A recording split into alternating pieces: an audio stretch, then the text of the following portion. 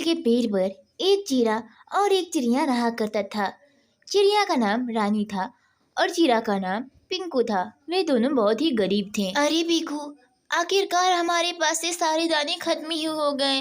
अब हम क्या खाएंगे? हमारे पास खाने के लिए कुछ भी नहीं बचा है। वो तो मुझे पता है, पर मैं जानकर दाने चुभने के लिए नहीं जाता हूँ, क्योंकि वहाँ पर शिकारियों ने बहुत सारे जाल बिछा कर रखे हैं और यदि मैं वहाँ गया तो वे मुझे जाल से फंसा लेंगे। क्या तुम ऐसा चाहती हो? तो मैं दाना चुभने के लिए जाता हूँ। नहीं पिंकू, अब तुम दाना चुभने के लिए नहीं जाओगे, बल्कि अब तुम दाना उगाने के लिए जाओगे। मैं तुम्हें एक उपाय बताती हूँ।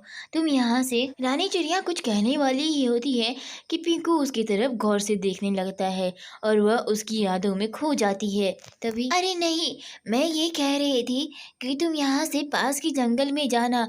वहाँ पर जमींदार बैठे होंगे, तुम उससे बात करोगे। ठीक है, मुझे समझ में आ गया कि मुझे क्या करना है। तुम यह चाहती हो कि मैं खेत में जाकर जमींदार से बात करूं और वहां पर जमीन खरीद कर अपना फसल उपजाऊं।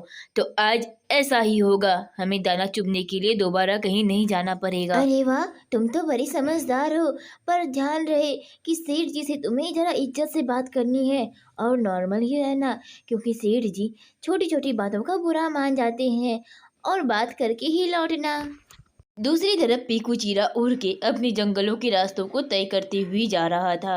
रास्ते में उसने कई सारी कठिनाइयों को पार किया और आखिरकार उसने सरदार का खेत देख ही लिया। अरे खेत तो यही लगता है, पर यहाँ पर सरदार जी नहीं है। चलो नारियल के पेड़ पर देखता हूँ। उसके बाद पीकू सेठ जी के पास आ जाता है। सेठ जी नारियल के पेड़ पर बड़े मजे से बैठे हुए होते हैं। पीकू भी उड़कर सेठ जी के पास जाकर बैठ जाता है। अरे अरे, तुम कौन हो और इस तरह से आकर मेरे इस पेड़ पर कैसे बैठ गए? क्या बात है? इस पेड़ से उतरो। वो सेठ जी, मैं कुछ काम से आपके पास आया था।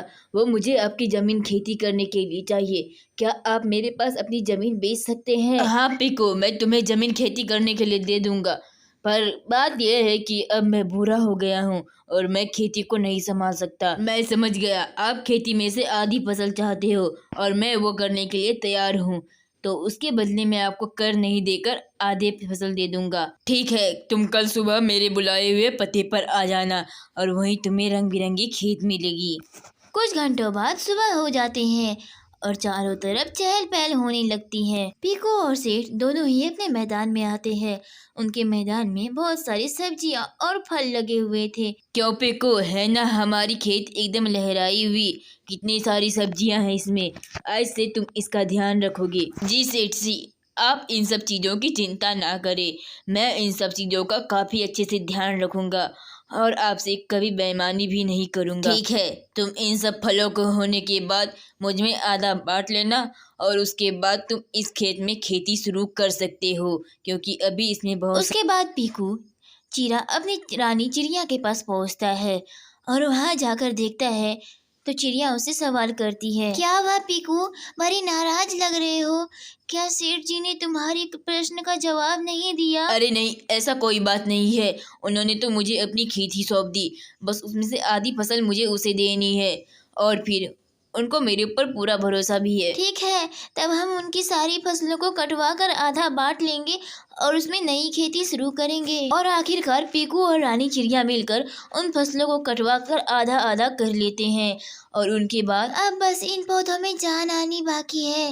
इनमें फल आ जाएंगे तो हम और भी अच्छे से खा पाएंगे। रानी और पीकू अपने फसल और खेती की वजह से काफी खुश थे और वह इसी तरह मेहनत करते गए। और फिर कुछ दिनों बाद उनके खेतों में काफी सारी सब्जी और फल लग जाते हैं। बैगन, बंधा गोभी, टमाटर, इन सब चीजों की ढेर लग जाती है। मुझे पता था कि हमारी मेहनत एक दिन जरूर रंग लाएगी। सच कहा तुमने, हमारी मेहनत ने इतनी रंग लाई कि यहाँ फल और सब्जियों में सिर्फ रंग ही रंग है।